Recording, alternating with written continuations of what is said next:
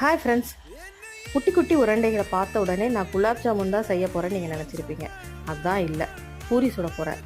என்னடா இவ்வளோ பெரிய பூரியா அப்படின்னு சொல்கிற மாதிரி இல்லாமல் இவ்வளோ குட்டி பூரியா அப்படிங்கிற மாதிரி குட்டி குட்டியான பூரிகள் சுட போகிறேன்.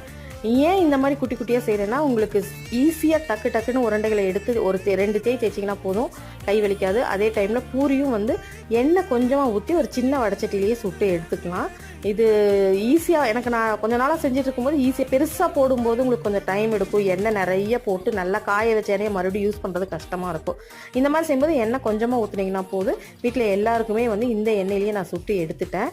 பூரியும் நல்லா உப்பலாக வரும். மாவு எப்படி பிசைஞ்சேன்னு பார்த்தீங்கன்னா, ஒரு 1/2 hour முன்னாடி கொஞ்சம் டைட்டாக பிசைஞ்சு வச்சுக்கிட்டேன். பூரினாவே மசால் தான். நானும் உருளைக்கிழங்கு மசால் தான் செஞ்சுருக்கேன்.